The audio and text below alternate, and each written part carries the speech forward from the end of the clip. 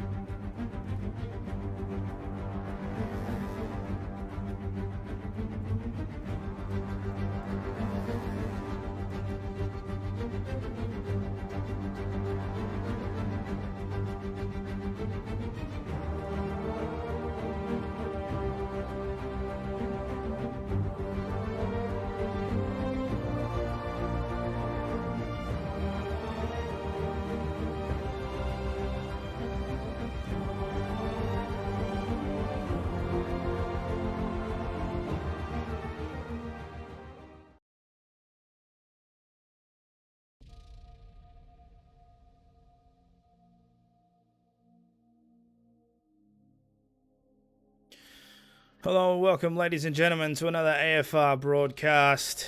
Tonight we're at Marina Bay here in Singapore for round 15 of the AFR Tier 1 and Tier 2 Championship. As usual, I am Kunai Zero and with me tonight is Psycho.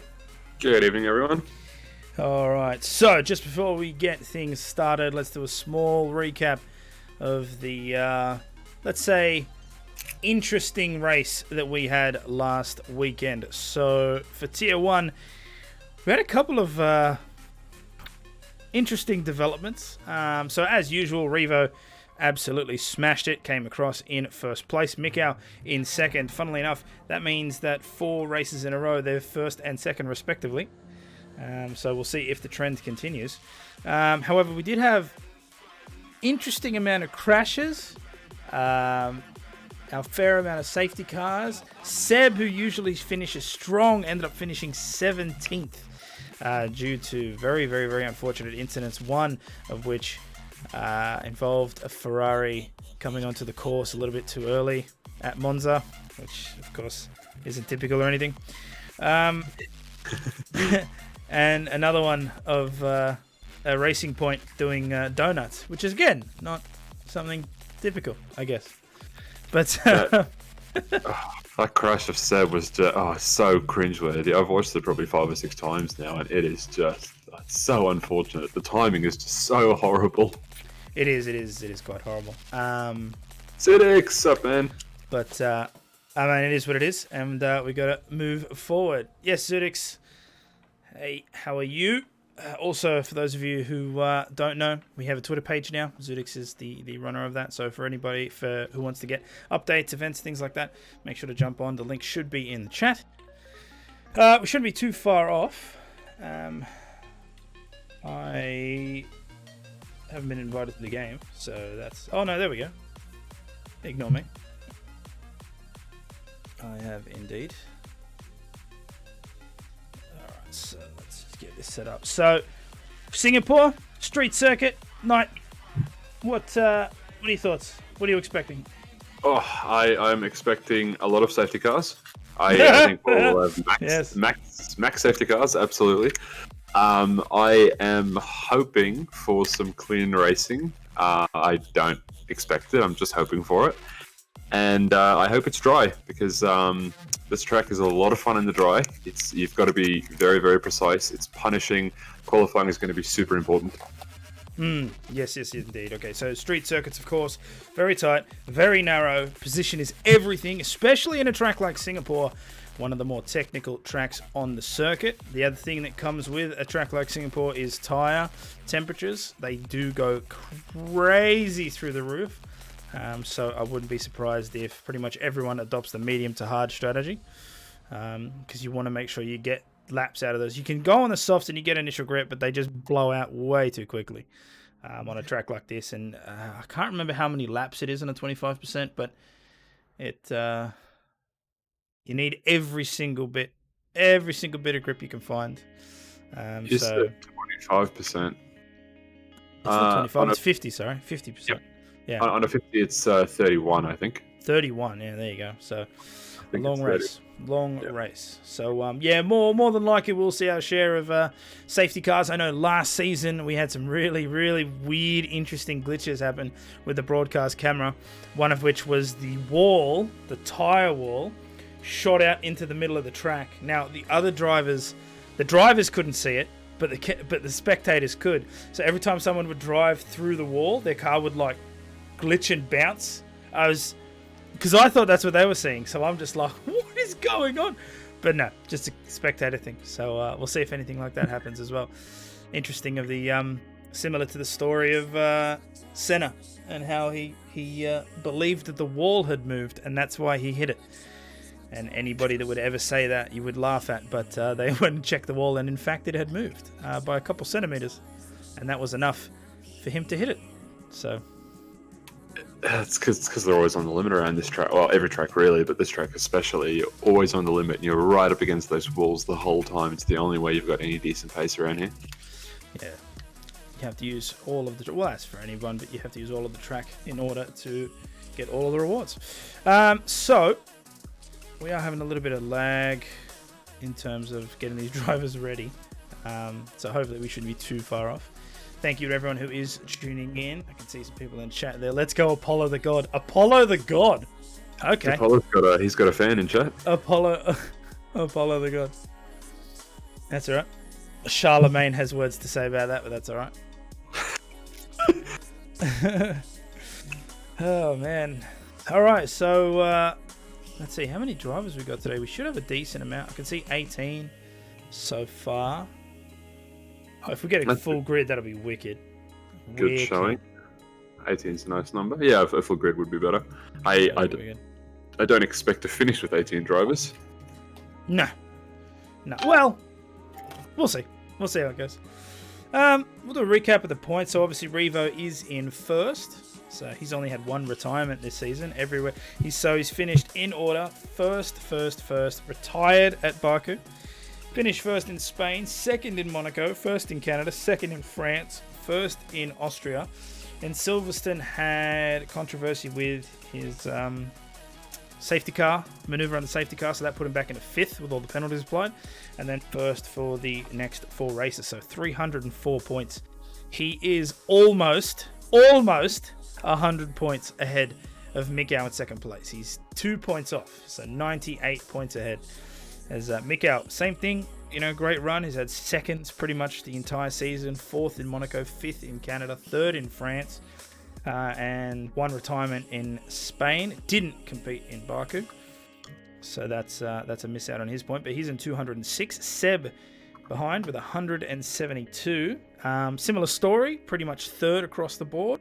One in Baku, came second in Spain, one in Monaco, 8th in Canada, 1 in France, 3rd in Austria, 15th at Silverstone.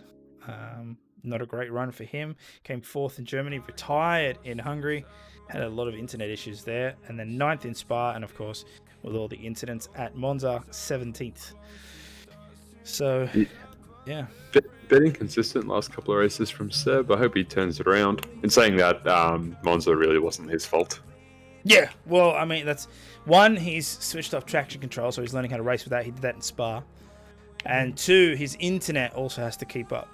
So sometimes it just whacks out on him, and it's really annoying. But if all the stars align, all the planets align, and he has a good race, then, yeah, he absolutely puts it on there, as was evident from things like Baku, Monaco, France. All right, so it looks like we're heading into the qualifying session.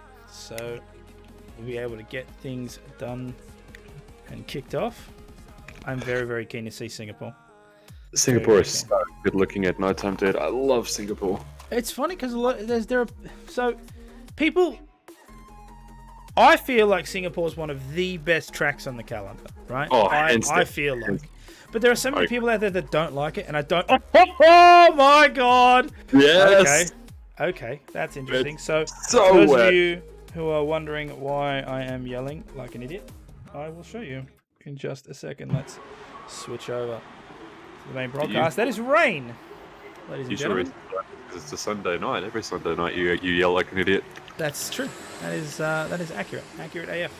All right, so it is rain. You can see rain on your screens. So that has just made a very interesting track even more so, and a very dangerous track even more so again.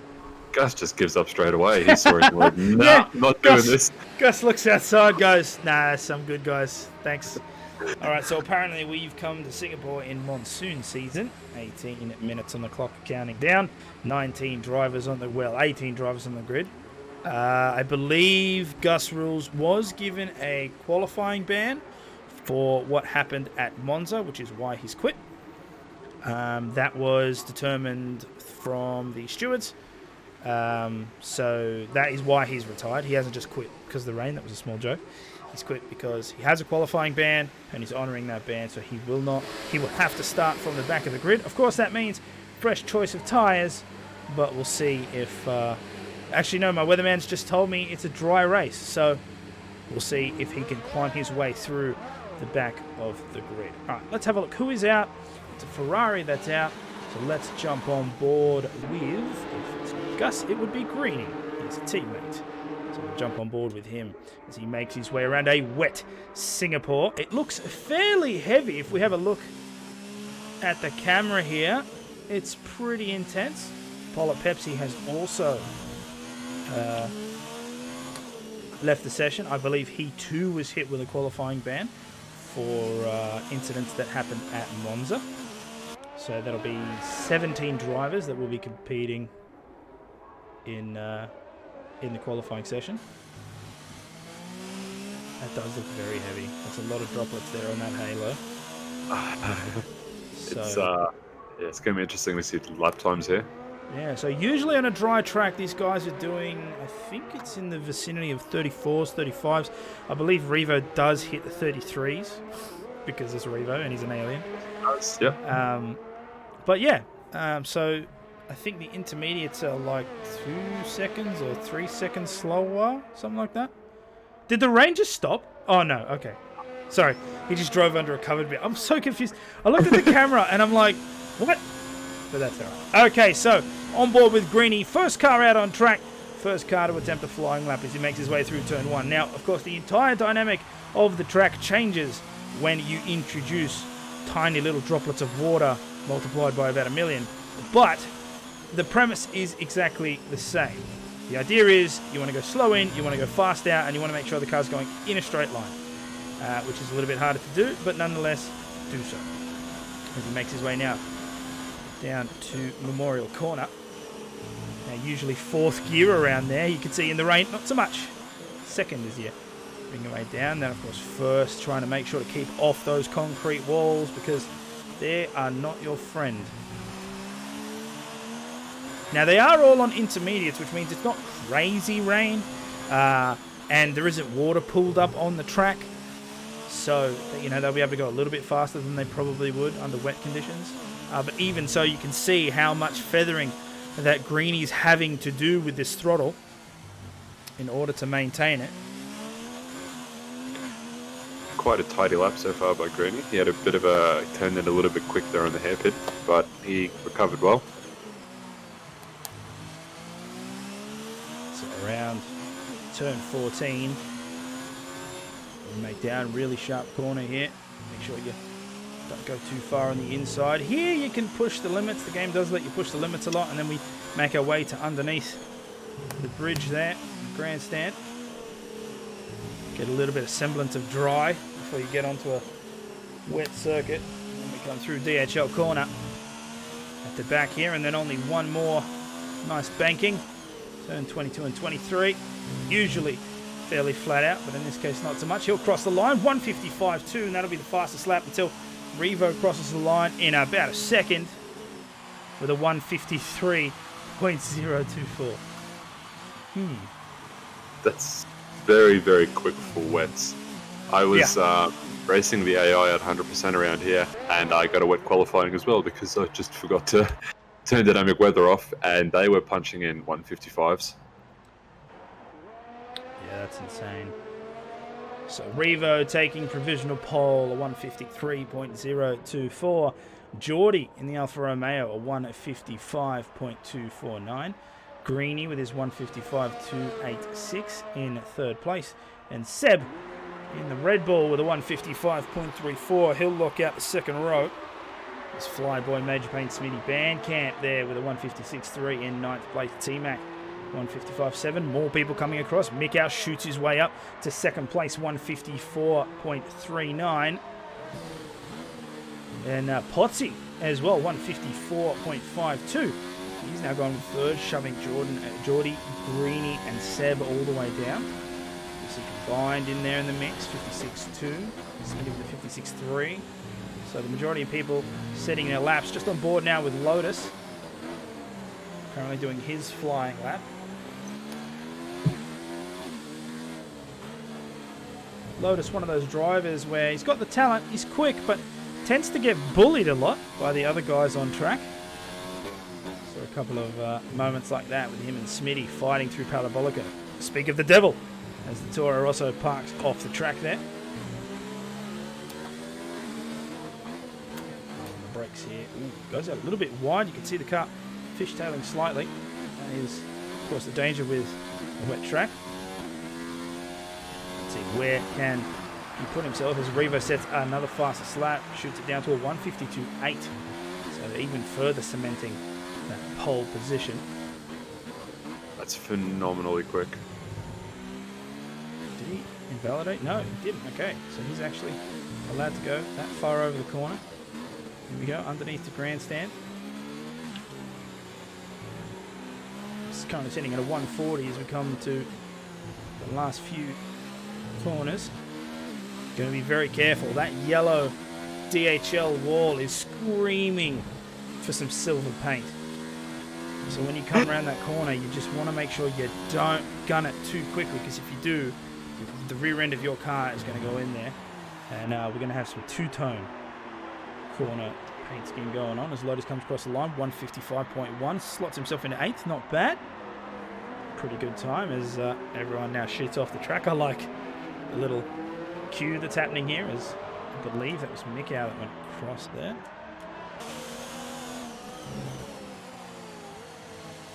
So Geordie reset the time, 153.8.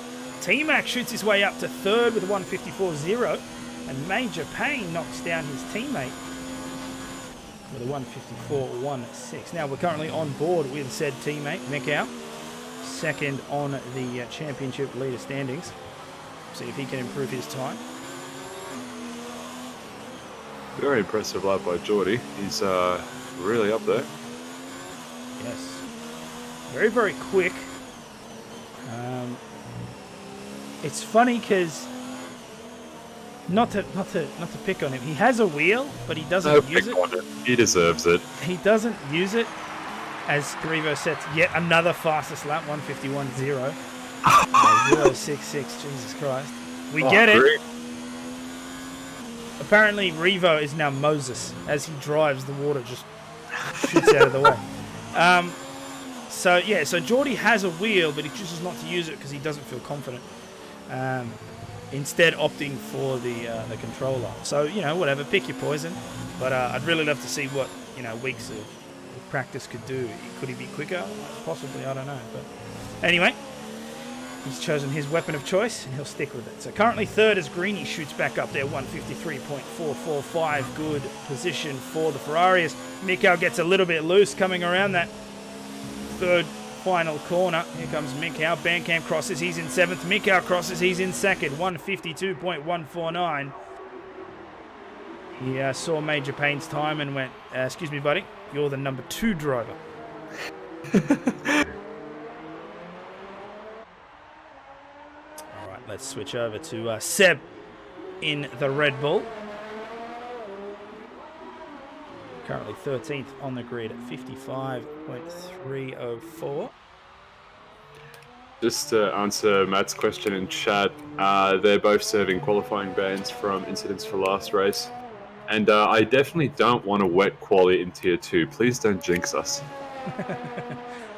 I would dread a wet quali. I can't drive around this track in the dry. So in the wet, it's like, at that point, I'd just be like, that's cool. I'll just sit in the garage where it's warm. Hi, Joe. Thank you for tuning back in. Token American. Thank you, sir. Keeping us updated. Welcome back, dude. From the promised land. Hobbsy. Yeah, let's hope we don't get a wet quali. Yes, please, let's hope, because I plan on competing tonight, as I have no prior engagements. And now I, too, have a wheel and pedals. Fancy schmancy metal pedals.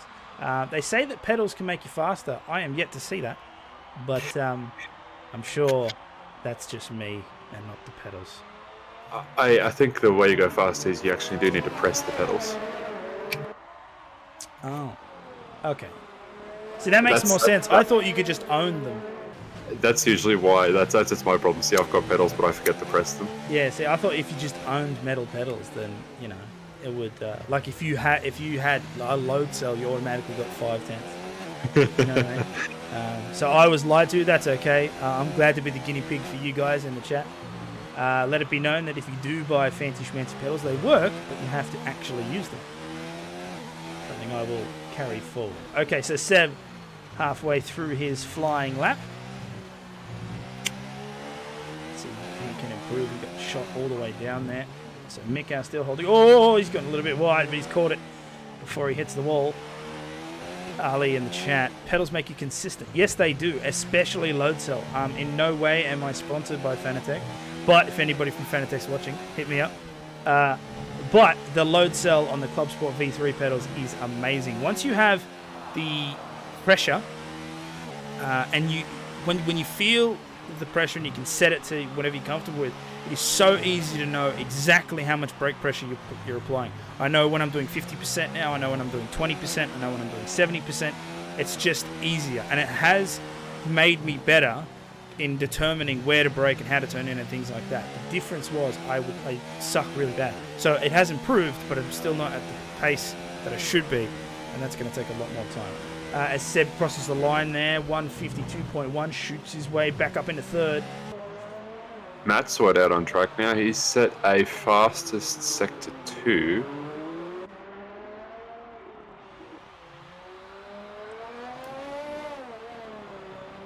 Alright, so Seb's teammate, Matt Soit, all the way down to 17th, because of course no time. Let's see what he can set. 149 as he comes around that final corner. Where will he fit?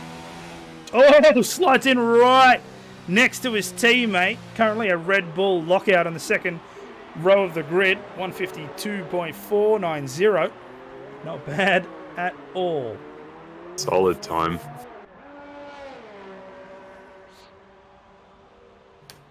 It's my AFR anniversary today. Happy anniversary, Ali. It's great to have you with us. Good driver. Put on a good show. Farmadingo. Singapore's fine. It's Monaco that's a nightmare. So, okay, let's have a small chat about that. So, Monaco is infamous for being like the track, right? So, you think about the F1 calendar, 21 races, 22 next for 2020, but still. 22? Yeah, 22, because they took away Germany, but they gave us Zandvoort and Hanoi. So Monaco is like the track, right? Okay, fair enough.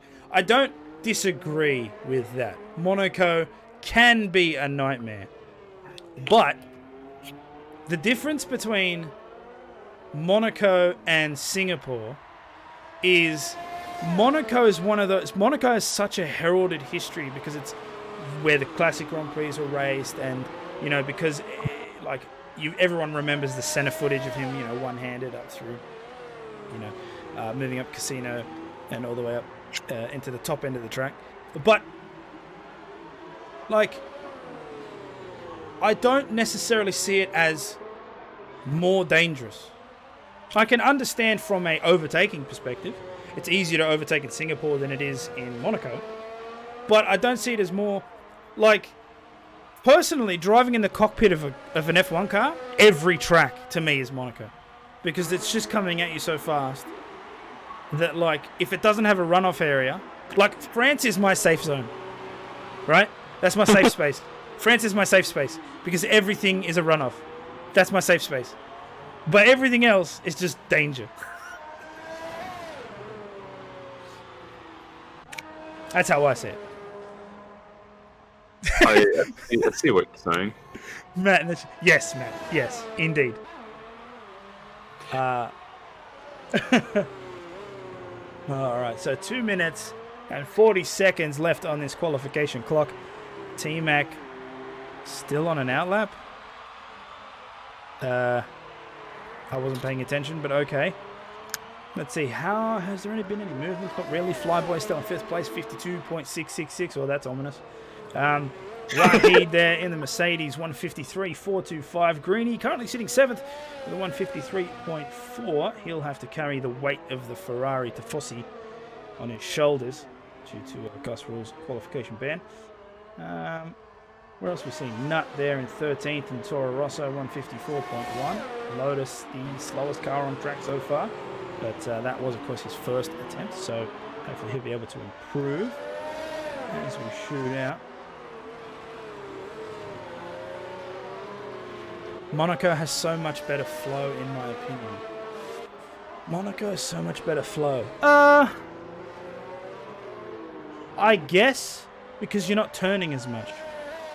Like Singapore looks like... Singapore is something that would be designed by like a 6-year-old with a pencil.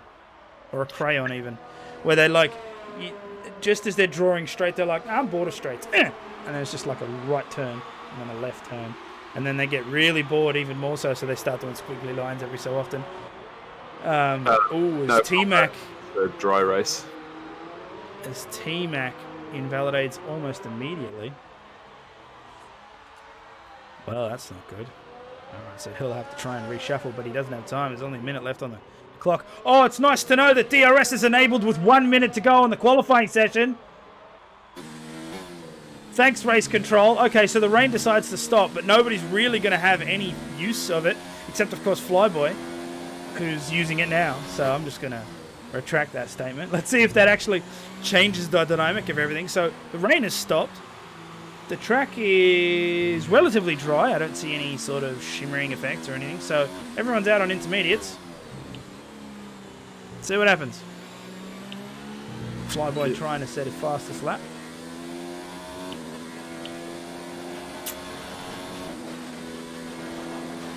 Well, that's Nuts. So Nuts retired. Okay, so he's happy with his 154.1.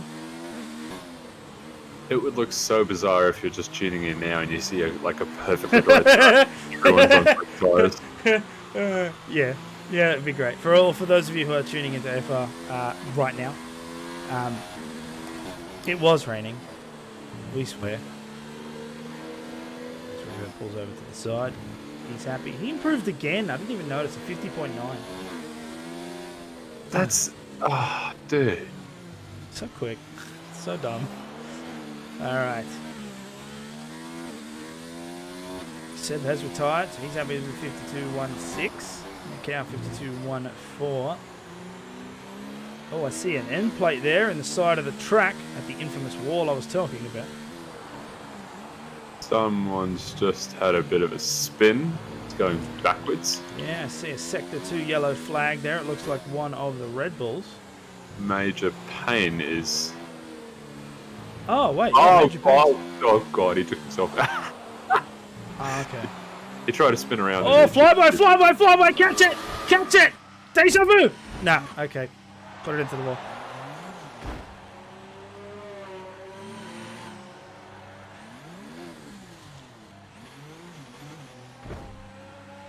Oh! Flyboy showing us his 472-point turn ability. Potsy also lost a bit of front wing there. Okay, well, that's the end of the session. Pretty much nobody improving at the end there. As Flyboy... Actually, no, that's a lie. Flyboy got knocked down a place, so T-Mac managed to come across 152.404. Shoots him there, splits up the Red Bulls. God, Matoid's not going to be happy. And unfortunate for Team Renault, takes pole position, but Bandcamp down in 16th place. Couldn't quite set as fast a time as his teammate. Let's be fair, nobody can. Mad in chat. Let's get it, Red Bulls.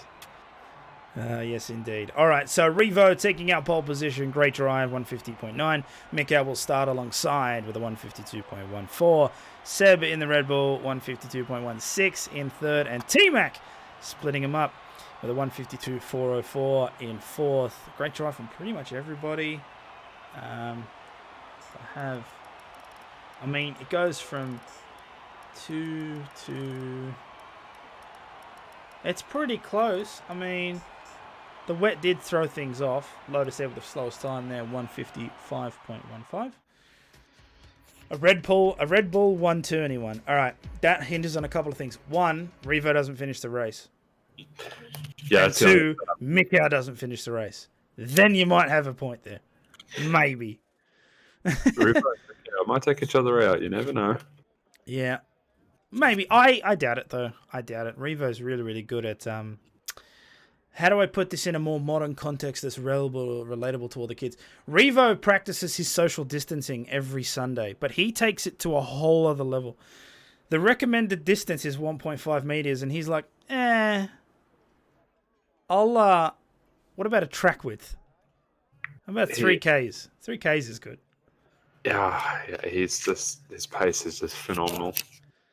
It's ridiculous. And it's consistency as well. He can, 31 laps in a row, he can just pump out this absolutely spectacular pace. Yeah, well, it's practice. Put in the time, and that's what you get. It's effective practice too. I know I always keep saying, you put in the laps, you put in the practice, but you do actually have to have effective practice. You have to be practicing a specific thing. You can't just go in and do hot lap after hot lap and just expect to be faster. That's not how you get faster. You get faster by understanding where you're slower and how to improve. So effective practice is the key. And for any of you who are watching tonight and wondering, oh man, how can I, improve my skills? I'd like to compete. What can I do?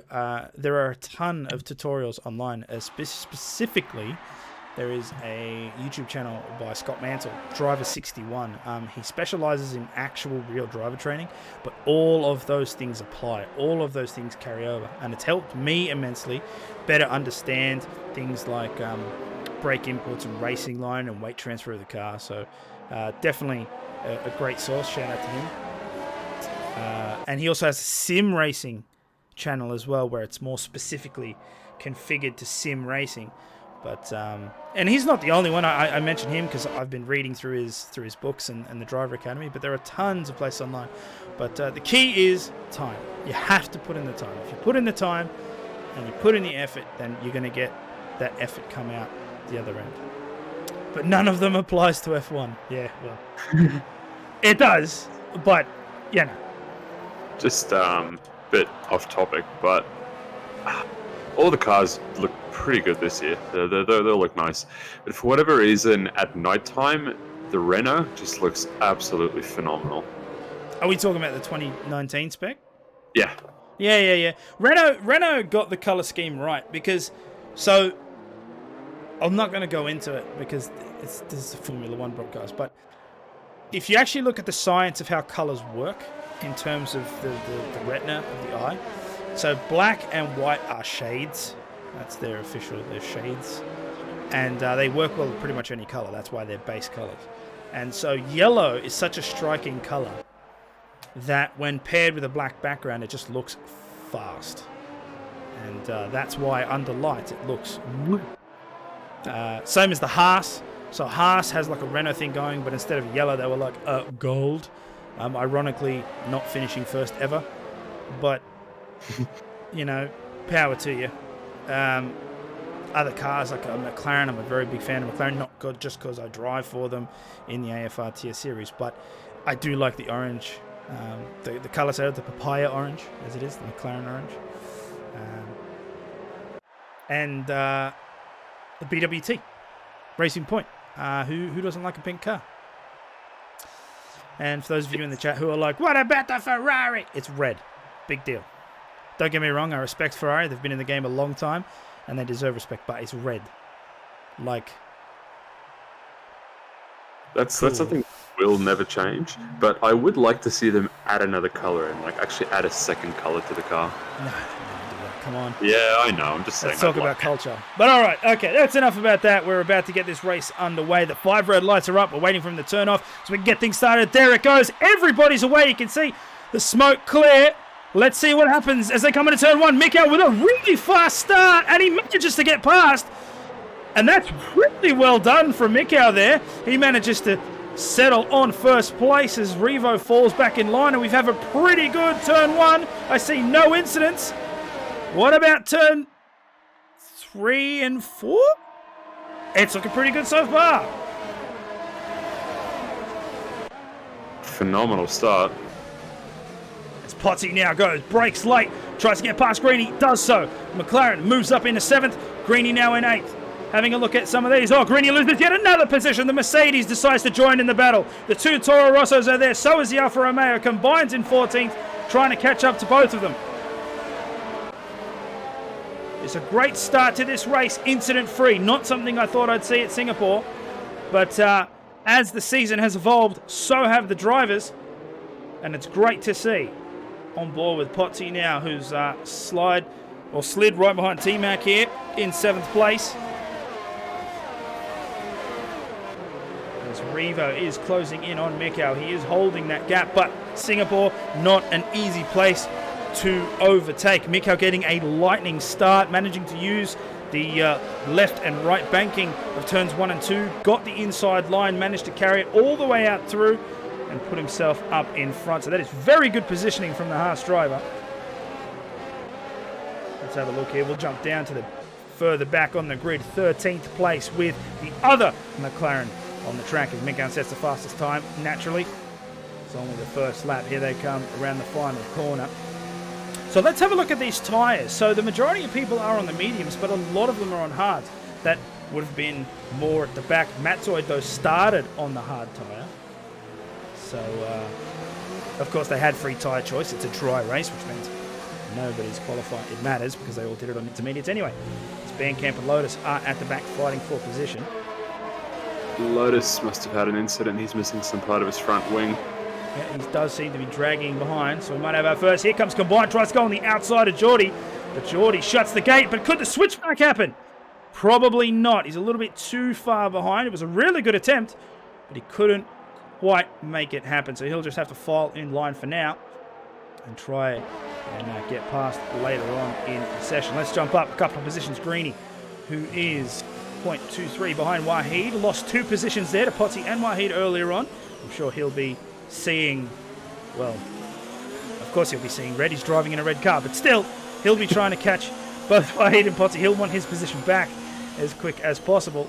But Singapore is not a place where you want to do things as quick as possible. There needs to be some thought because there are big, giant concrete barriers on both sides of you who are ready to say lol nope if you do the wrong thing.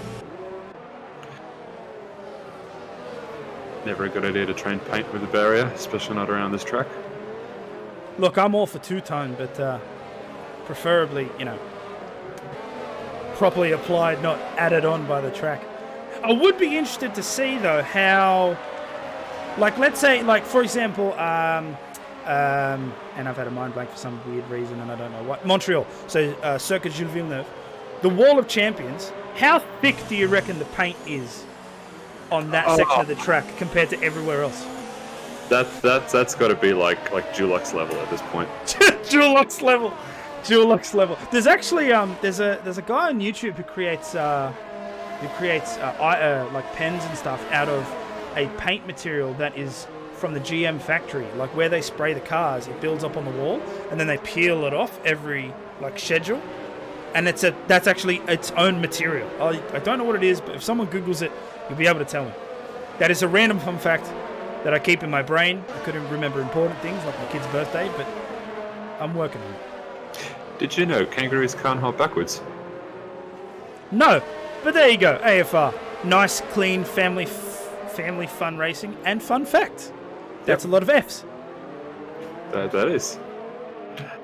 All right, so let's try and have a look at some of these intervals. Let's jump up with Seb here. Actually, we'll go up with Revo, who's still trying to get past Mick out. Closing the gap pretty quickly though, but Mikhail is doing fantastic defensive driving, putting the car exactly where he needs to keep Revo behind him. Yeah, so again, like I said, Singapore, not the easiest place to overtake. Usually by now, Revo would have made the attack. But as I've been looking at that interval, it's been hovering around that 2/10, 3/10 mark. So Mikau is out in full force, and he wants to prove to the world that he's not, he has the pace, he can contend. Ooh, as Geordie picks up a 3-second time penalty there. So now is the time to show the world, Mikau. Show us what you've got. Lap 4 of 31.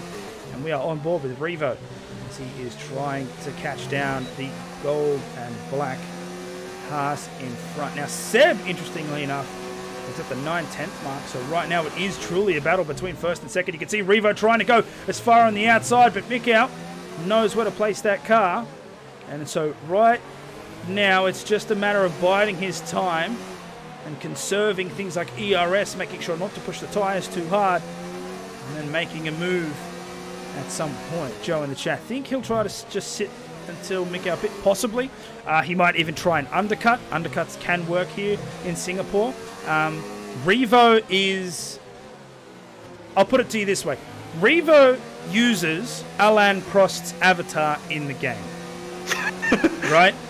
That should tell you all you need to know about his strategy ability. For those of you who are unaware of that, what I'm talking about, Alain Prost was known as the Professor because he would do everything within numbers. He would do what it took. He didn't go extra mile. He did what it took to win. And, I mean, go look up his results. It speaks volumes. T-Mac getting really close to that racing point. Yeah, so this is actually quite difficult for me to keep a track of all of the timings there. But Seb setting the fastest lap now, 1:40.625. And it's really good up the front. I have to be honest, I didn't expect this. Usually Revo is up and away, and then it's just like second onwards. But right now we have a proper battle happening. And while all this is going on, Seb is bringing down the clock. Here comes Revo. He goes up on the inside. There's going to be contact there with Mikau. But Revo makes it past. Enough room is left. And there's the swap. So Revo now in first. Mikau now chasing. Fantastic racing by both those guys. Really well done. And all the while, Seb is chasing up behind. You can see it's now down to 2/10. So now it's Revo's chance. Revo really has to try and maximize the power output of that Renault and put as much distance between himself and Mikau because DRS is enabled. So we'll have to see if he can do so. Usually he does, 9 times out of 10. Could this be the time that it doesn't work? We've already see, oh my God, we already see a 1 second gap. It's the same lap. It's the same lap and we already see a 1 second gap between Revo and Mikau. That's how quick that guy is. Got to give it to Mikau though. Fantastic start, and he kept Revo behind him for a long time. It is a really good start. I will give massive... Ooh, Seb, please don't do that. Please don't do that. I'm a frail man. All right, so Mikau with a really good start. Deserves all the props for that, but it looks like Revo has decided to leave. Sets the fastest lap to boot. So now it's going to be, again, like I said, second onwards, as Seb now tries to catch up to Mikau. But the thing is, we can't keep... Ooh, as Mikau picks up a 3-second time penalty, that should give you an insight into how hard he's trying to push. But let's take a little bit of a break from the leaders at the moment. Drop down just a couple of positions with T-Mac here, who's trying to catch Flyboy in the racing point. Wahid is sticking close behind as Apollo Pepsi gets a 3-second time penalty.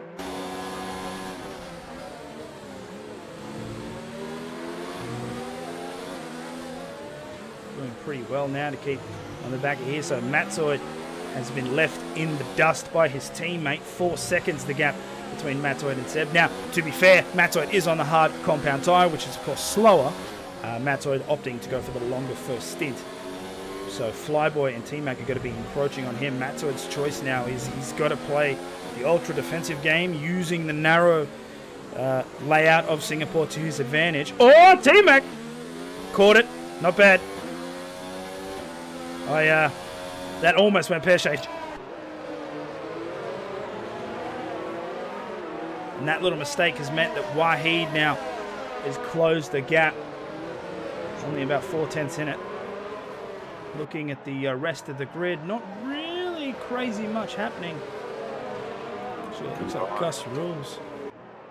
Fine has catching up to Nut.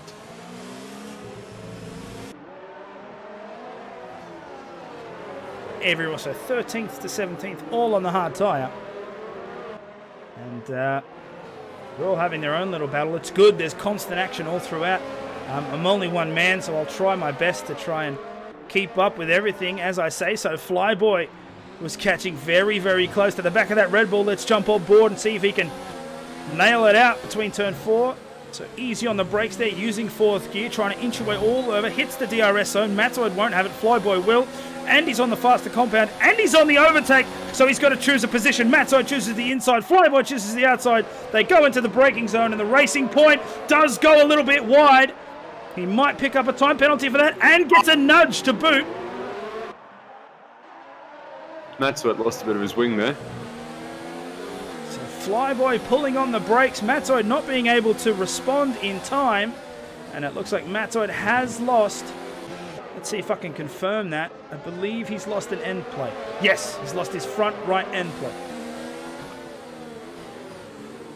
So we'll see how much that affects his handling. Sometimes he can get away with it, but in a track like Singapore, where downforce is everything, I don't know about that one. Gus rules at the back, 3-second time penalty. Not a good look for the Ferraris, but it's still early days.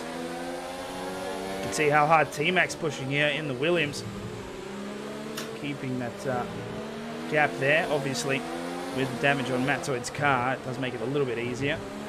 But the longer he stays behind that Red Bull, the more damage it's going to do to his tyres, and he's losing time, and he can't afford to. He was keeping up with Flyboy. Flyboy's now 1.6 seconds in the wind, and the more time that T-Mac spawns behind, forget what I was saying, because as soon as they hit that straight, the Williams is gone, and the Mercedes was trying to do the same, but he couldn't quite pull it off, so he'll stay behind for now. Let's jump down 2 positions. That's what's going to hit. He can't keep doing that. Yeah, it's starting to affect him pretty badly. Oh, God, he inches the wall. And there goes the Mercedes. A silver blur in the peripheral vision of the Red Bull. And now Potsy's come into it as well. Smitty and Greeny changing places. God, there's battles everywhere. Toro Rosso trying to sneeze up. Sneeze? Okay, let's slow this down. Squeeze up on the inside. Gets squeezed out by the Ferrari. Greeny will maintain 9th. Potsy in 8th. Also on the hard tyre. So him and Matoid on an even footing. But Matoid again with damage. So hopefully he'll either have to call it early, come in, and that's completely wasted his hard stint. Or he's just going to keep getting lapped, which is just going to be absolutely devastating to him late game. Medium to medium. Oh, I don't know, actually. Oh! What? Smitty! Jesus! Okay. Oh. I missed that. That was interesting. But we can watch that back, ladies and gentlemen. Let's have a look at that, shall we? So here comes Smitty, and he thinks to himself, all right, I'm in a good position here. I'm going to come around here, slow down on the brakes, get a better exit. And then as he's flying towards the next turn, he does his best Lando Norris impression. And it's broken. Straight past. Could not stop the car. Lucky for him, though. That's great car control. He keeps it off the wall. So, good job to you, Smitty. But that's cost you... Well, you're in 18th now. Matoid has come into the pit. So, Matoid does pull the pin and switches over to the medium tyre. Not what he would have wanted. But sometimes you've got to cut off the rotting limb in order to save yourself. And that's what he's done. So he'll have to try and fight his way back from 18th now in order to see what he can do. Meanwhile, at the front, Seb has overtaken Mikau and put a 1.1 second gap between both of them. However, Revo is 6.4 seconds ahead of that.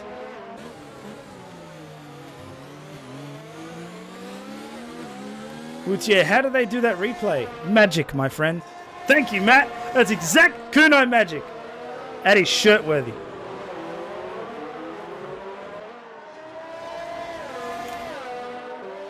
I wouldn't mind a shirt that says Kuno Magic on the front, and then something about Neilbot on the back would be nice. Neilbot. I will, man. I swear, I will make that a shirt. I will make that a shirt. All right, so lap 10 of 31. We have 1/3 of this race down. We are on board with Jacob Meister, the other Williams in this race, on the hard compound in 12th, who is closing in on Geordie there in 11th. Or was, and then of course the commentator's curse, I've switched onto him and now it's starting to drop back. You can see Geordie just absolutely rock it out. However, that's not the track, so the Alpha has to be really careful of that, because that would have been a warning for sure. Dan Camp is smelling Apollo Pepsi's fuel. There are a lot of close gaps here. Let's actually jump back with the other Renault driver. There we go. So for everyone who is tuning in, thank you so much. It means a lot, and hopefully we are entertaining you. As Bandcamp now has the DRS, he'll have to choose a place. It's going to have to be... Oh, he chooses the inside. Apollo decides to keep the racing line. You can see the lock-up on that front left, but he's made it work. Apollo's had to go very wide, but it's in the Renault's favour. Bandcamp up to 15th. Those mediums don't look like they're actually faltering yet. They're holding up pretty well. 9 laps in. I think they're rated for... I think it'll be 11, 12 laps maybe. Something like that, I think. I'm not an engineer though. Don't quote me on that. In that case, I dare say Matsuo's best bet would be to go from medium to soft. He'll have to try and pick up as many positions as possible. It wasn't favourable what happened to him, but you got to move forward. So now in 18th, we'll see how much he can climb over the rest of the race as Revo and Seb pull the pin. So 10 laps seems to be the sweet spot. And Jacob Meister pushing a little bit too hard. 3-second time penalty there as he's trying to chase down the Alfa Romeo driven by Geordie, who is trying to chase down the Toro Rosso driven by Nut. As Revo now comes out of the pits, they've got to be really careful. The line does extend a fair amount. Oh! Goes in on the inside of Nut, but there is no contact. Revo will get away cleanly. But that could have ended badly. Yeah, the consequence of that is there's quite a bit of train behind him now. Nut is getting fairly stuck here. Let's see, Geordie's probably going to have the inside line held off, or maybe not. Nut has to go a little bit wider. He loses the rear end. Almost comes into collision with Geordie, but they manage to keep each other off. He's closing the door, but have a look at this. There's 5 cars now, all the way back to Major Payne. Let's drop down on board and have a look at this massive train, all the way from 10th to 13th. Well, to, what is it, from 8th to 15th. Oh, look up there from Gus. Oh, phenomenal racing by these guys, keeping it clean, but still so close. You can see just how hard these guys are having to push. Now jumped up to Gus Rules, who's trying to chase down that Williams, having a look at all these gaps that Jacob Meister decides to go up on the inside of Nut, and he makes it work.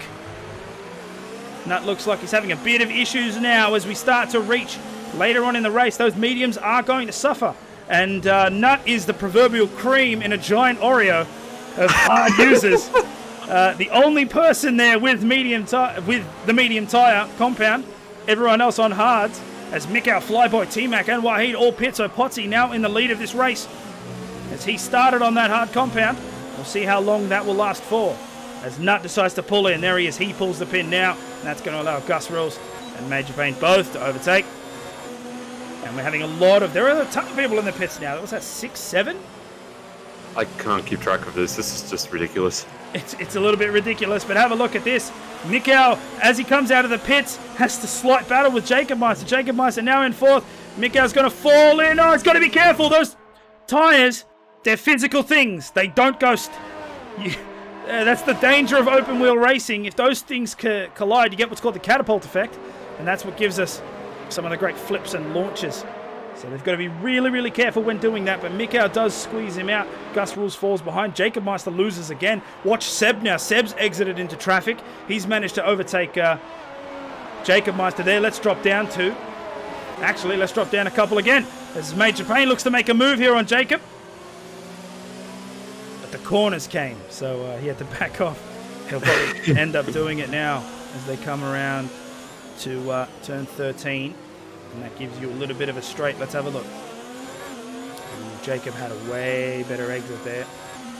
Major Payne's not going to catch. Let's drop up a couple with Seb. So Seb, great start.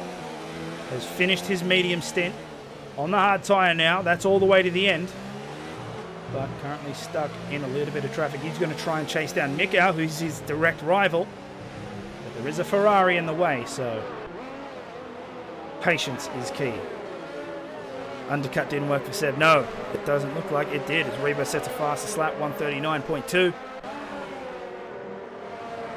Oh, Seb is so much quicker than that Ferrari. He makes pretty easy work of that. He gets past as Apollo Pepsi, gets another 3-second time penalty at the back there. He's got to be careful. Those things add up and they hurt, and they're not nice for anybody, especially the guy who gets them. Three head from Australia. This is all. Thank you, sir.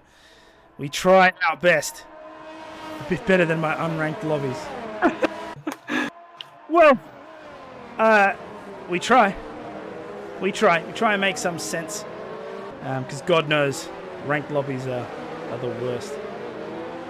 A lot of carbon fiber flying around in unranked lobbies. Carbon fiber ninjas. Alright, so looking at this, have a look at Seb. No mercy for anybody. He'll overtake Geordie there in the Alpha. As now he is behind his direct competitor. So the battle is on again.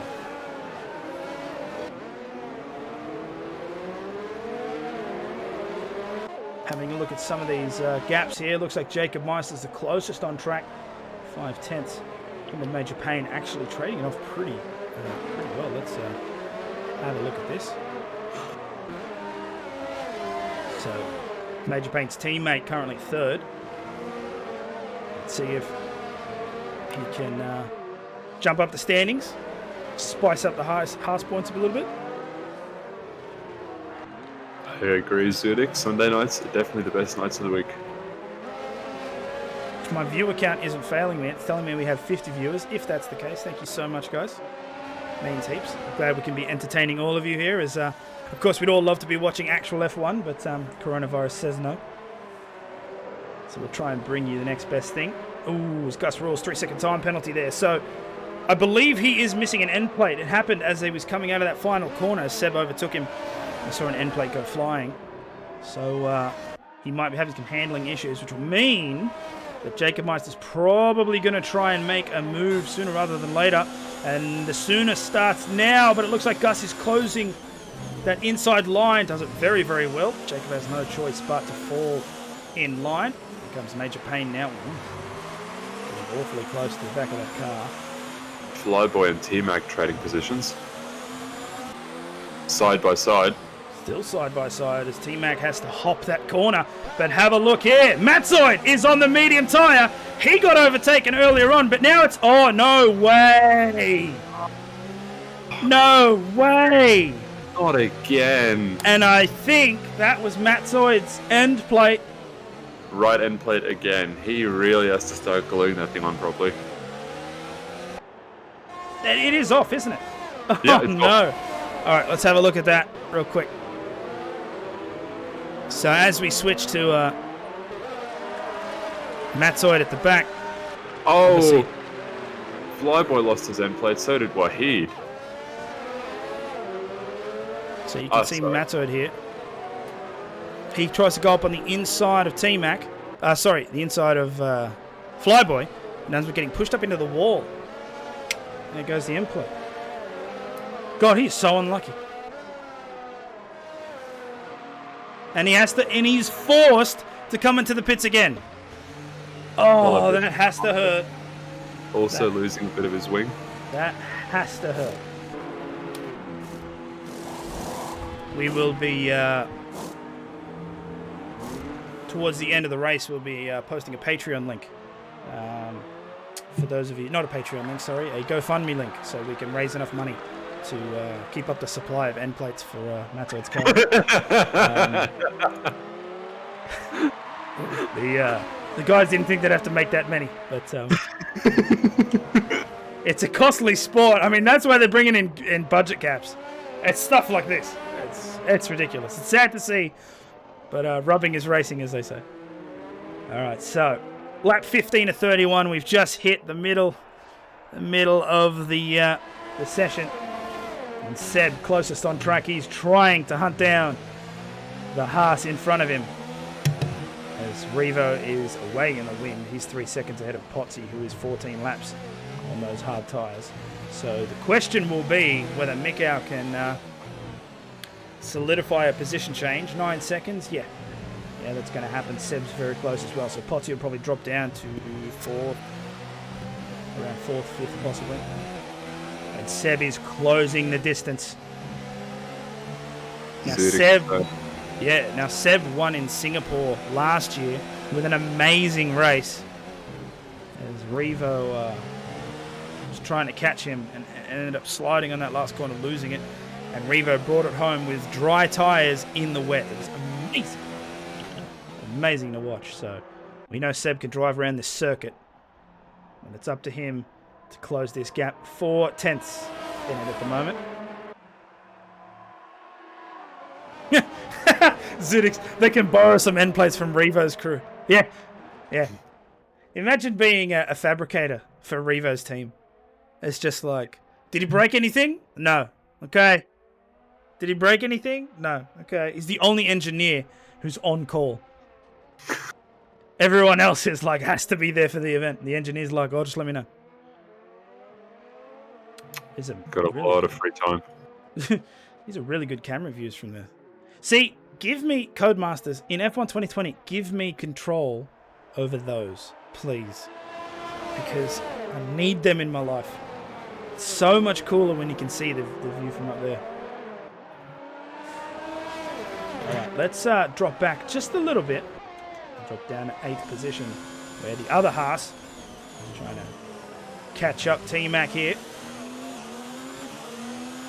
A second in it, so he's going to want to try and rapidly close that to make full use of the DRS system. Adzi, 78. How long will these tyres normally last? Well, the medium tyres give you until about lap 10, 11. After that, they start to really drop off. The hard tyres should last you lap 20? 22, maybe? I believe from memory you can probably push him to 21, 22 laps. Yeah.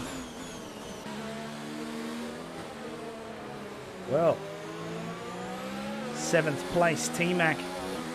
Looking at his teammate there. Seb moving up on Mikau nearly overtakes him. Ooh, I'm gonna have to keep an eye on that timing window. 2 battles happening. T-Mac's trying to overtake his teammate. And Seb's trying to get there in 3rd place. T-Mac does it. Makes the move. You can see it there on the left.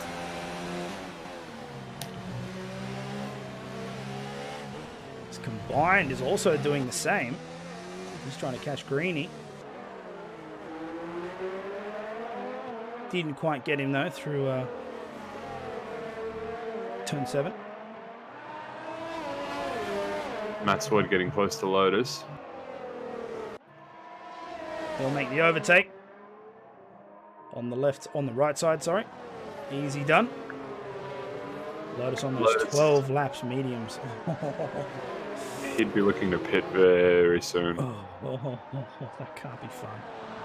That cannot be fun. Alright, jumping up to 9th place now with Flyboy, who's chasing Major Pain.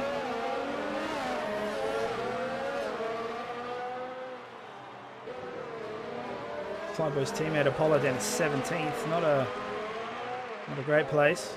So let's see if Flyboy can get good points for the Racing Point team. Someone's pulling into the pit there. Looks like Major Pain. He's decided to call it. Flyboy will make it past. Geordie's coming to the pits as well. So a bunch of moves happening. I didn't think Geordie's tyres were that old. Both Geordie and Major switching to the mediums. I think the supplier for Matsuo templates needs a pay rise. Yeah, that's fair. Now that's interesting. Geordie obviously didn't plan on pitting then because his crew wasn't ready for him, and Major Payne's managed to jump him in the pits. Oh, you're kidding. So the Alfa Romeo gets held up in the pit lane.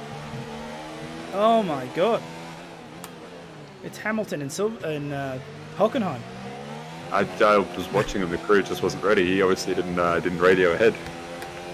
Do they have to switch tyre choice at some point? Yes. Follow Zudik's advice. They must use 2 different compounds of tyre in a dry race.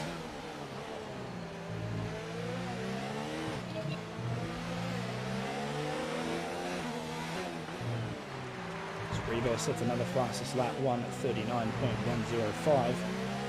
We're watching Seb here in 4th, maintain this gap between himself and Mikau. Combined close to Greeny. Here we go. You can see the DRS as the open wing closes back down for the corner. Now, even though Seb has a little bit of nudge, and that's caused Seb to get a bit of oversteer there. That's going to give some distance. That might be what Mikau just needed to avoid the DRS overtake here, coming up to turn 7. Oh, there's a virtual safety car. Hold on a minute. Okay, so something's happened, which has caused a virtual safety car, and now that, of course, means, so unlike an actual safety car, there will be no physical stop on the track. Instead, all drivers must fall under a specific delta time until such time that the VSC ceases, which is now. And DRS gets re-enabled, so a very small virtual safety car, but I guess there's our first one for the night. I wonder if something happened to Ben, because he came into the pits and he only had 7-lap-old hards. That's probably a good case, but he didn't spin off like crazy. I saw no yellow flag areas on the track map, so yeah, not sure. Either way, that has caused Seb to fall a little bit behind. 1.4 now the gap, so Mikau's going to keep him out of DRS range. Seb will have to push a little bit harder to make sure he gets underneath that 1 second. You don't want to let that gap lapse because the DRS is what's keeping you in this fight. And so hopefully he'll be able to catch, but as it stands, he won't have that ability as they come on the main straight, and that's going to be a problem. Yep, as you can see, the wing does not open, so Seb's now on the back foot. Let's jump down a couple of positions with Potsy here. Geordie overtaking Nut. Oh, nearly. Places there. Yeah. Still Geordie getting places. grip on those fresh medium tyres. So Jacob Meister pulls into the pits. That's allowed Potsy to get past. So Flyboy makes a position. So does Potsy and Waheed and Greeny and Combined for that matter. And Bandcamp has left the session. Ooh, DC. That's not something you usually see from... him. No. Okay. I have to keep an eye on that one. I'm not sure what's going on there. Oh, have a look. Potsy decides he's faster down the inside. Forces the Racing Point off the line. Oh, but the Racing Point realizes the next turn's a right-hander. But it's not enough. Potsy, great move there. Moves up into 5th. Well done. Making really good use of those medium tyres. Fresh mediums, and he is hungry. Nah, Singapore, mate. Yeah, so Potsy, of course, with the extra grip from those medium tyres, he's made it work to his advantage. And he's left Flyboy in the dust as Bandcamp rejoins us. Thank God. I would have hated to have seen a DNF from Bandcamp. He's like our cleanest racer.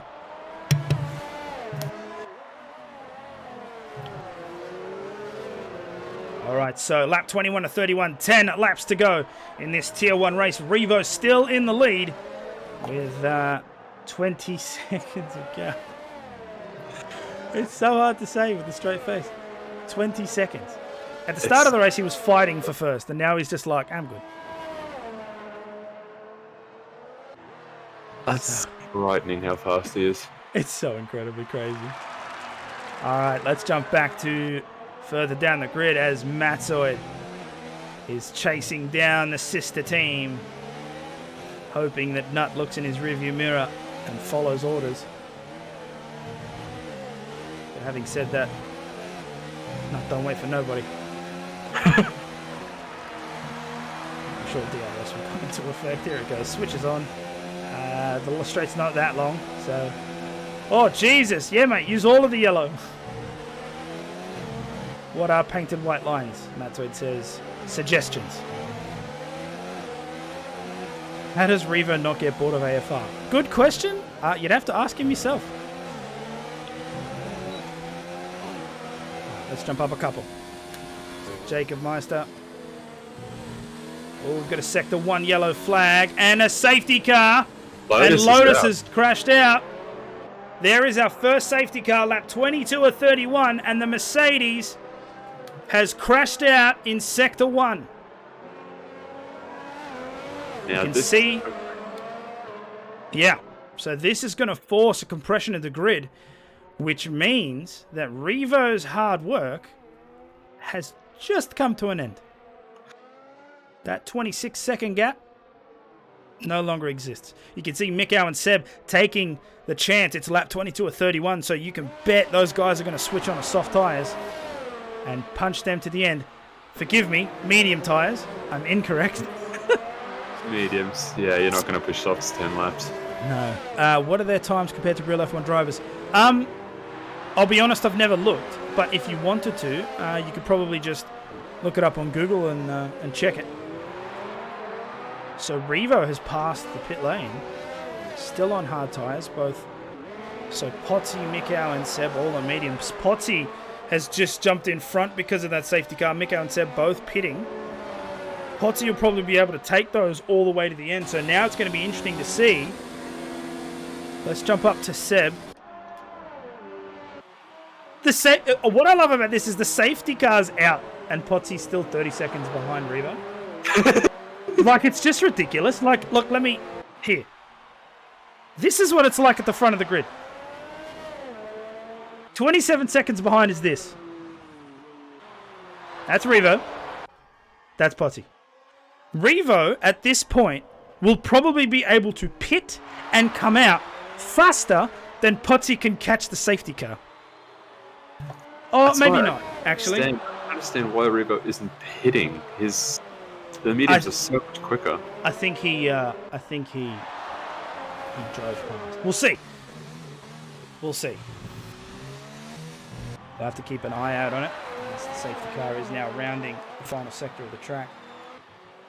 And there goes that lead. So if Revo decides to pit in, then he'll be pushing. Yeah, he's pitting. He does come in. All right. Let's jump on board with him and see where he exits out. Now a spanner has been thrown in the works and things just got hella interesting, as you can see. So we see the softs come out. So Revo is banking on the extra speed, lap 23 of 31. Revo's going to take those softs to the end. This restart is going to be brilliant. So this is, now, for those of you who might be a little bit confused, let me try and clarify the situation. Softs don't live very long at Singapore. Now we have, let's see, we have 8 laps to go. That's asking a lot. That's asking a lot here. So Revo will be able to catch up to the safety car queue, no problem. He's going to start behind. He's going to have to work through 4 cars. 4 cars to make his way to the front. He's going to have soft tyres, which means he's going to have stellar grip. He's going to have the speed, but it's on Singapore. And he has to make sure that he does it. Like, he has to make clean overtakes.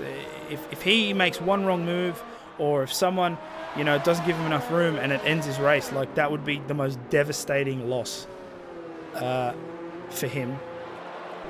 But it's thrown a big old question mark on the race win now.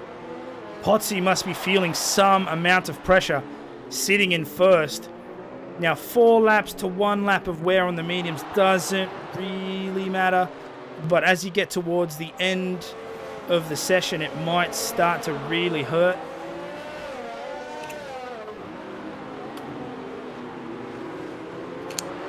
as long as Revo keeps it clean, I think he should be fine.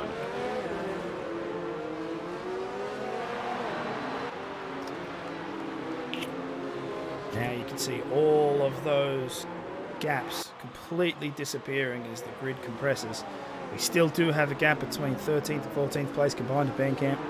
Bandcamp still 18 seconds, but I'm sure as they close the gap. Now the safety car, I'll tell you about now if it was coming in. And it's not. It will go out for yet another lap. So everybody will be able to catch up. Keep an eye on this restart. I will stay on board with Revo, as I'm sure he will have an absolute rocket of a right foot in preparation for this.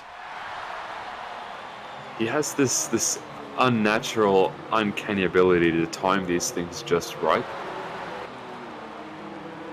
Yeah, well, I mean, as the safety car stays out longer, that's less intense wear on those soft tyres. And without those intense forces, those tyres last longer. So the longer, which I believe someone just said, Matt just said it. Oh, I just stole his idea. Sorry. Yeah, so the longer that safety car stays out, the more that's going to help him. Ali, see, he's not weaving. Yeah, that's because Revo is Kimi. Everyone weaves except Kimi, because Kimi knows what he's doing. I honestly think Kimmy just can't be bothered. No, because Kimi knows that the most efficient way to put heat in the tyres is your right foot. That and, like, he's either permanently on drugs or just the most chill person on the planet. I mean, he is called the Iceman, so... But it's so ridiculous. People would react in a crazy fashion. He's just like, meh. Alright, so only one car not part of this queue. That's Smitty. Still catching up. His little one-liner in the last episode of Drive to Survive Season 2 was phenomenal. Was that where he's like, this is a hobby? Yeah, everyone is dead serious and they're all saying how, safety car in this lap? Yeah. Okay, so lap 24:31, that means we have 7 laps to go. Ooh, T-Mac, watch out. Now, here's something that you're going to have to pay attention, ladies and gentlemen at home. The safety car restart is all up to Potsy. You can see the safety car pulling away. And you can see Potsy hoarding up this grid. Now, if people get caught out, this is where damage happens. I've been caught out. People have been caught out. Revo's been caught out before. I'm going to jump on board. And we're going to see just how quick this launch is going to be. You can see Seb prepping. He's going on the outside. Greeny stuck in between them. And Revo's giving enough space because he knows what's about to happen. Potsy's pulled the pin. The race has restarted. They crossed that line. And it's all or nothing. Let's have a look. Mikau trying to go up on the outside, but it's not going to work. Oh, he's off the track. Seb decides to try and squeeze in at the same time. But that's not going to work well either. And Revo, first victim, down. Greeny now in 5th. Revo makes a place. Now the DRS has not been restarted. It will take a couple of laps before that can happen. And you can see Mikau now trying to go up on the outside. He goes, on the inside. Potsy gets forced out, but he keeps the position. Potsy's still in 1st. Mikau in 2nd. Seb trying to go up on the inside. And Revo's just like, who are you? And he just goes past. Takes out him. There's the 2nd. And all the while, T-Max jumped up into 5th. Revo now in 3rd. He's got to chase down the Haas and then the McLaren. Revo looking for that hat trick. God, within a lap, he's already taken 2 people.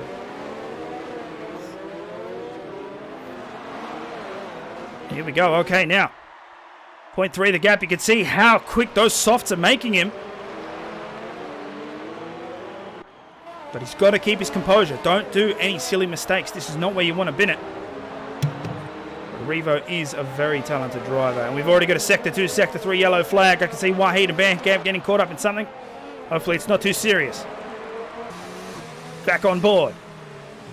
Now, of course, DRS won't be activated for another couple of laps.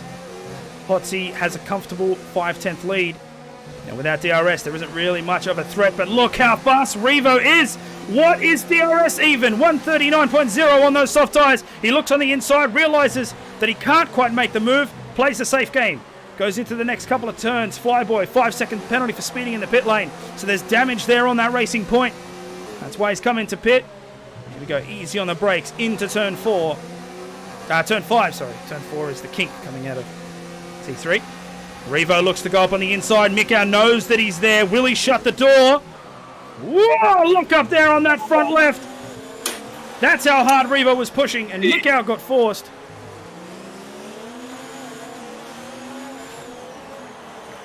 That is wicked. So Revo now in second place. Mikau chasing.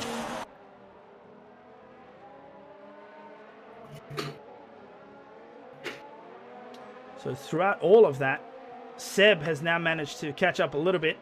He's only 5/10 behind.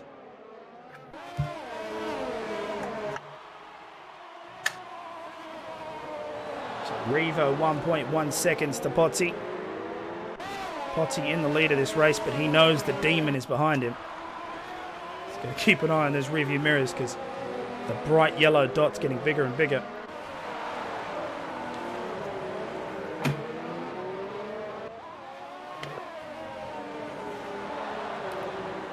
Jump up again. Here we go. On board.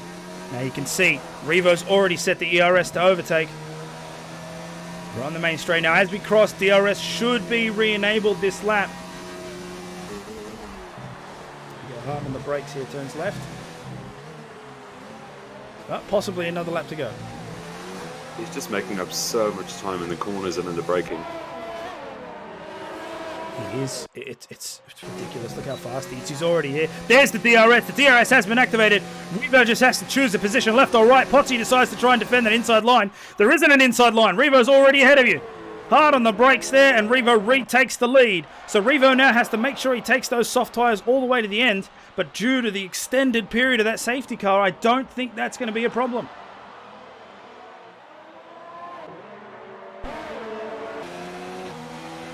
Alright, so on board with Seb, who's trying to chase down Mikau, both on the same tyre wear.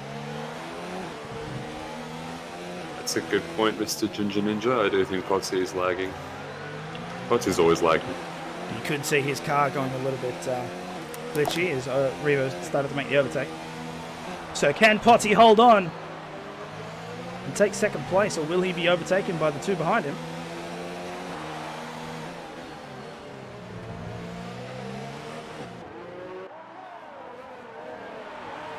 There's some really good close battles happening everywhere. I'll try my best to keep on top of them all. Here's Geordie in the Alfa Romeo trying to catch down Greeny. He's on the medium tyre, Greeny on the hard compound.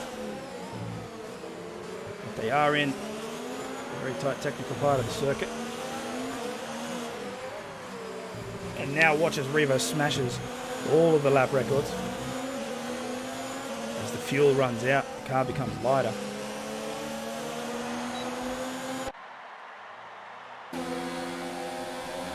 Bandcamp makes a move on Matzoid there. Matzoid pulling into the pits. He had some damage on his... Really? Again? Oh, hold on a minute. Whoa, there was a bit of lag there. Okay, so Mikau overtakes Potsy. Oh, Potsy trying to go up on the inside. That's not going to work. No! Seb's hit the wall. What? Oh. Seb has hit the wall. Now, I don't know if that was to do with Potsy at all. Let's have a look at this replay. So you can see the lag start there. And then as I switch to Seb further up,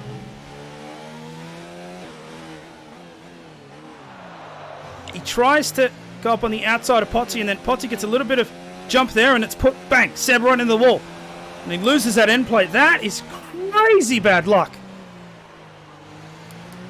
That is crazy bad luck. First, the incident in Monza, and now on lap 28 to have hit the wall, and it's big damage too. You can see how much of that left wing is missing. Oh my God.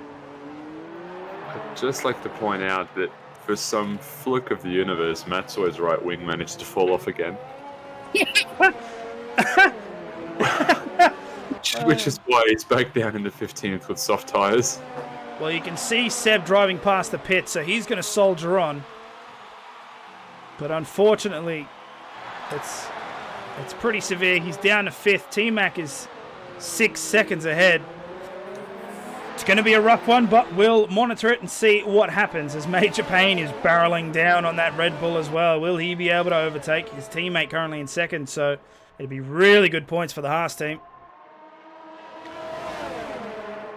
Combined and Jacob Meister having a massive battle. Ooh. You can see Nut behind them as well. So Major Payne did manage to get the pass on Seb, puts himself up in a 5th. I switched at the worst time. Alright, so combined is also close. We've got a Sector 1 yellow flag. It looks like one of the Red Bulls. It's Matzoid. Matzoid is slow. He's pulled over to make sure everyone can get past. Oh god, his entire right wing is gone.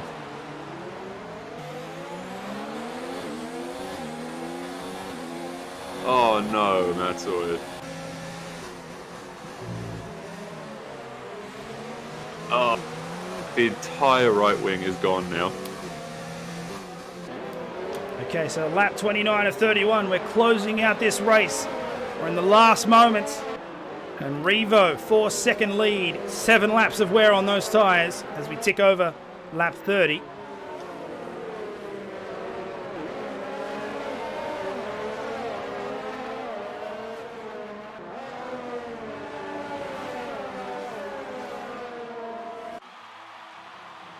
can see the DRS kick on. Now, Potsy is still in 3rd. And T-Mac is 4 seconds behind, so there's a good chance Potsy will make a podium finish. Let's jump up a couple there to Geordie, who's trying to catch the limping Seb. Geordie's looking to go up on the inside.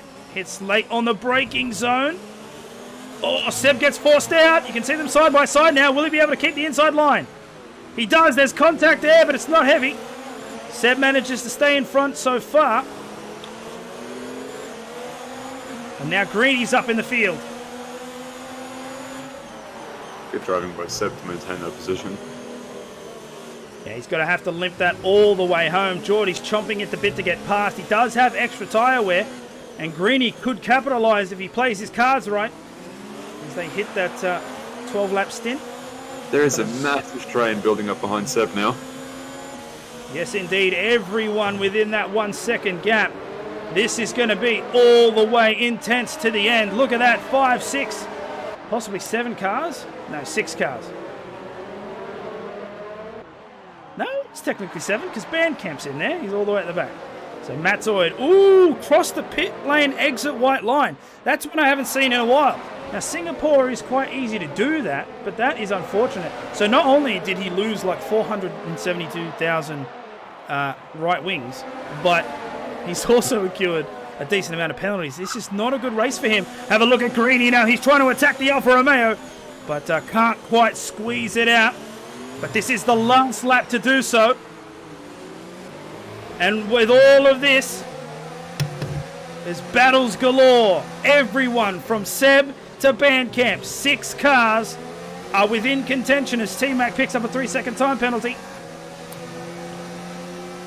It's the last lap of the race, and Geordie is looking to attack. He can't quite make it. All Seb has to do is defend, and he'll get 6th place. It's not a podium, but it's still points. So Seb will have to be on ultra defensive mode. Geordie won't be happy with it. He's going to be trying to make the move. Greeny's trying to keep within the distance. So is Combined, Jacob, Nut, and Bandcamp for that matter.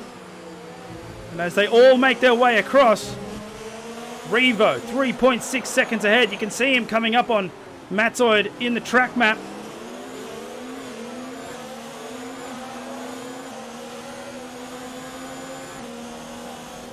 Fantastic job by Seb to maintain that position. All right, here we go. So your winner will be Revo. He'll cross the line and take the win. Mikau will come second. Oh, Potsy jumps Mikau. with penalties. No way. Okay, T-Mac will cross the line.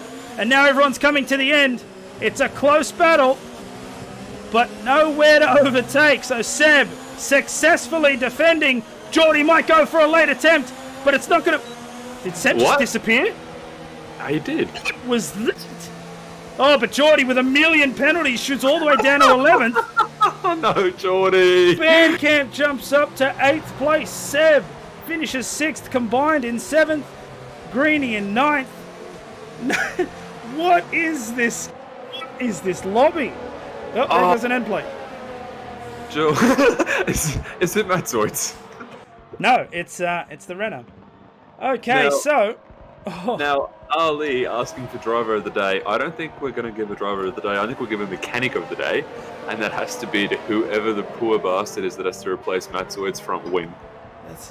I don't know if I can pick a driver of the day. I mean...